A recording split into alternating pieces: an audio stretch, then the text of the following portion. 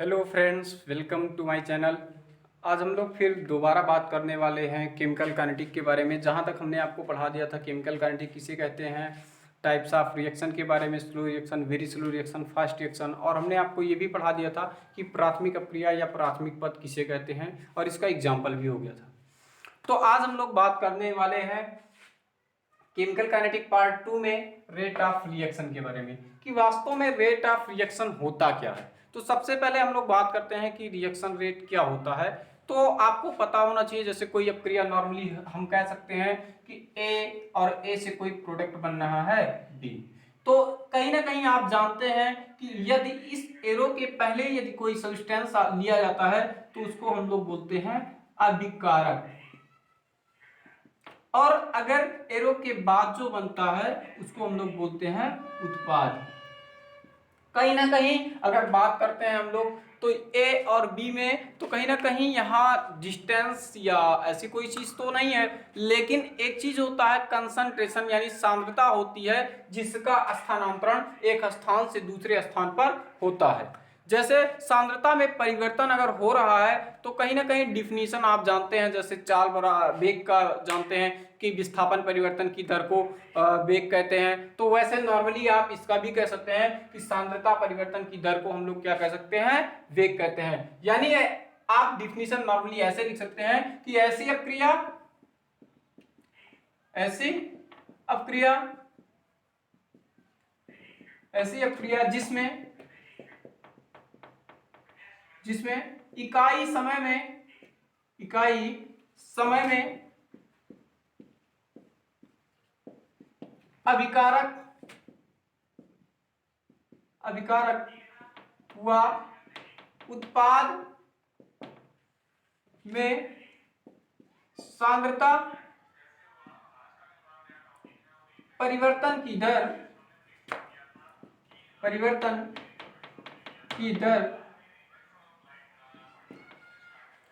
अपक्रिया का वेग कहलाती है।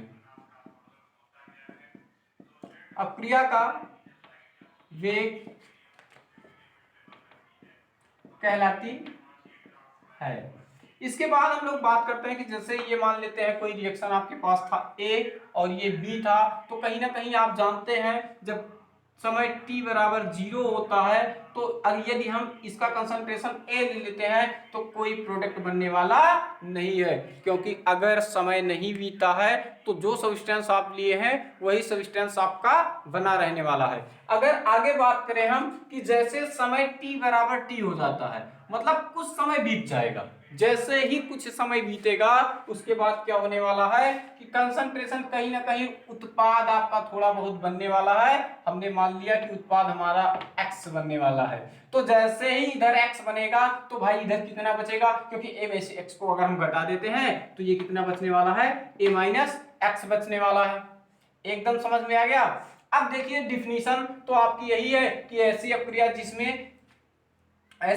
जिसमें इकाई समय में, यानी इकाई का मतलब एक, जब समय बहुत ही कम हो तब 1 सेकंड हो तो उस समय में जितना कंसंट्रेशन में परिवर्तन होने वाला है उसी परिवर्तन को की दर को हम लोग क्या कहते हैं, रेट ऑफ रिएक्शन कहते हैं।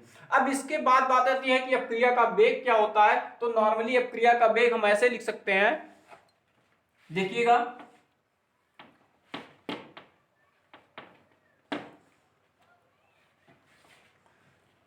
अपक्रिया का वेग बराबर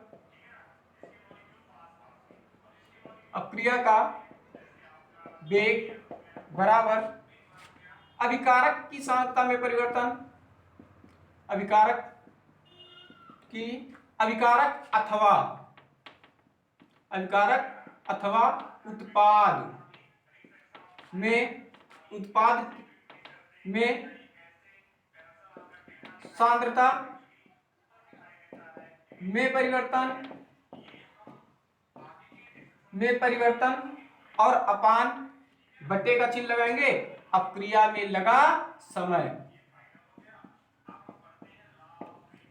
लगा समय। जैसा कि आप जानते हैं, आपने पहले भी पढ़ा होगा कि अगर वेग की बात करते हैं हम लोग तो विस्थापन परिवर्तन की दर होती है। विस्थापन परिवर्तन की दर यानी तय करने में लगा समय, यानी विस्थापन तय करने में लगा समय। तो नॉर्मली ऐसे हम इसको भी कह सकते हैं कि अभिकारक अथवा उत्पाद में सांद्रता में परिवर्तन और बटे अपक्रिया में लगा समय। ठीक है, तो अपक्रिया का वेग आप जान गए। अब नॉर्मली जैसे ये रिएक्शन, यही रिएक्शन आप जानते हैं कि ए से बी जाएगा, जब समय t बराबर 0 होगा तो प्रोडक्ट अगर हमने अभिकारक ए लिया है तो इसमें कोई परिवर्तन नहीं होने वाला है। और अगर समय t बराबर t हो जाता है, समय t बराबर t हो जाता है तो जब ये x बन जाता है तो इधर कितना बचने वाला है, a माइनस एक्स बचने वाला है। ठीक है, तो यही आपको बताना था कि जैसे अपक्रिया का वेग किसे कहते हैं, अभिकारक अथवा उत्पाद में सांद्रता में परिवर्तन और बटे अपक्रिया में लगा कुल समय। अब आगे हम लोग बात करते हैं कि ग्राफ के बारे में बात करते हैं कि ग्राफ बनता कैसे है वास्तव में। तो रिएक्शन आपके पास यही है और इसी रिएक्शन से हम लोग बना देने वाले हैं ग्राफ। इसी रिएक्शन से हम लोग ग्राफ बना देने वाले हैं। ग्राफ दो बनता है, एक अपक्रिया देखिएगा, पहला ग्राफ और इस तरफ दूसरा ग्राफ। अगर बात करें तो टाइम दोनों में होगा, टाइम यहां भी होगा और टाइम यहां भी होने वाला है, कोई दिक्कत नहीं। एक होता है सांद्रता यानी कंसंट्रेशन, CONC हम कह सकते हैं कंसंट्रेशन, और एक होता है रेट। ठीक है, तो एक होता है सांद्रता और दूसरा क्या होता है, रेट। लेकिन अगर सांद्रता की बात करें, अब ग्राफ कैसे बनने वाला है ध्यान में रखना हमको। तो देखिए, अगर ग्राफ की बात हम लोग करें तो जब t बराबर 0 होगा तो कंसंट्रेशन, अगर हम रिएक्ट अभिकारक की बात करें तो मैक्सिमम होगा, सिंपल सी बात है। तो हम पहले एक बना लेते हैं, देखिएगा कंसंट्रेशन कहीं ना कहीं जब t यही 0 होगा, t बराबर 0 यही कहीं होगा तो जो प्रोडक्ट, जो चीज अभिकारक आप लिए रहेंगे वही सबसे ज्यादा होगा, यानी यही मान लेते हैं। लेकिन जैसे जैसे समय बढ़ता हुआ चला जाएगा वैसे वैसे इसकी सांद्रता क्या होती जाएगी, घटती हुई चली जाएगी, क्योंकि प्रोडक्ट बनता हुआ चला जाएगा। अगर अब लोग हम, ये किसका है, रिएक्टेंट का है, रिएक्टेंट हिंदी में इसको हम लोग क्या बोलते हैं, अभिकारक।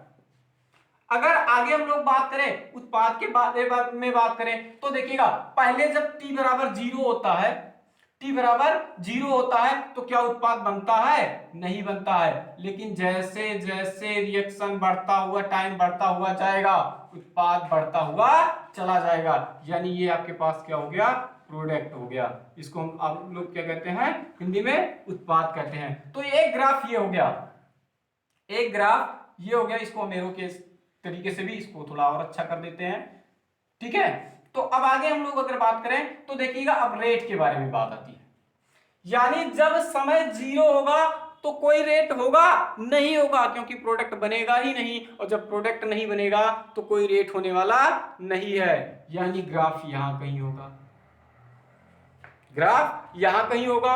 और जैसे जैसे टाइम बढ़ता हुआ जाएगा रेट में परिवर्तन होता हुआ चला जाएगा। शुरुआत में बनेगा तो ज्यादा स्पीड से, बाद में कम, यानी ये ग्राफ नीचे गिरता हुआ धीरे धीरे चला जाएगा। यानी आप ये मान के चलिएगा कि जो रिएक्टेंट का ग्राफ बनता है वही रेट का भी ग्राफ बनने वाला है। ठीक है, बस फर्क इतना है कि ये कंसंट्रेशन की बात होती है, यहां रेट की बात होती है, ग्राफ वही दोनों में सेम बनता है। एकदम क्लियर है यहां तक? आगे देखते हैं।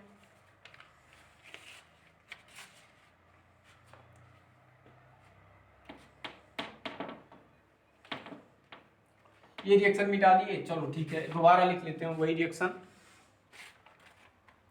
मान ले, देखिएगा रिएक्शन आपके पास यही था, ए से बी बन रहा था, टी बराबर 0 था, कोई समय नहीं हुआ, ए लिया आपने कंसंट्रेशन, और यहाँ 0, यहाँ x और यहाँ a माइनस एक्स। लेकिन कब, जब t बराबर t होता है। जैसा कि ये रिएक्शन बार बार आ रहा है और रिएक्शन को आपको ध्यान में भी रखना है, क्योंकि आगे प्रूफिंग भी इसी लगभग इसी रिएक्शन पर ही होने वाला है।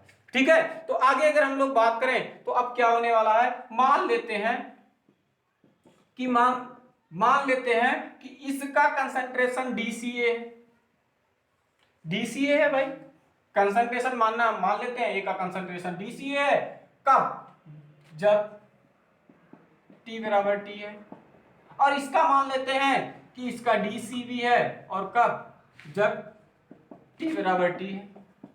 यहां तक क्लियर है?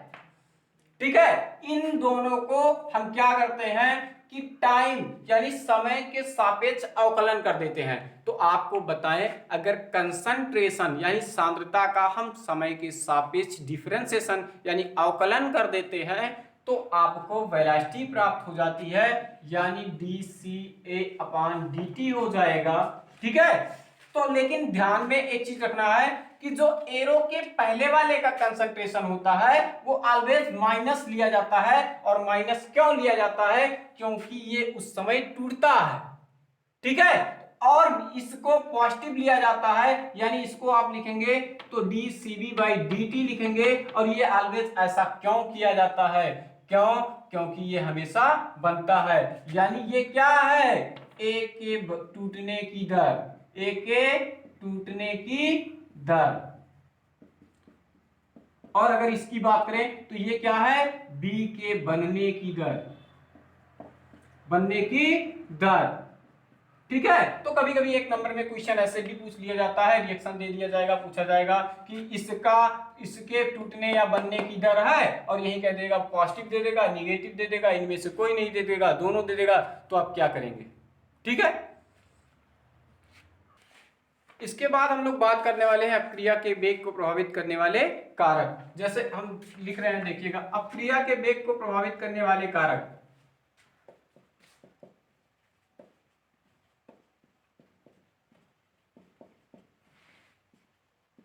प्रभावित करने वाले कारक,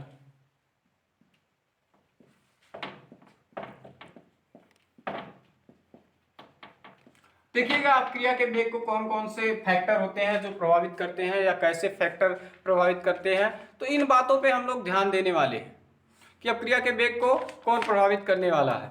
तो अगर हम लोग बात करें, जैसे सबसे पहले बात आती है कि सांद्रता की, कंसंट्रेशन पे ये कैसे डिपेंडेंट होता है। सांद्रता यानी अभिकारक अणुओं की सांद्रता, अभिकारक अणुओं की सांद्रता,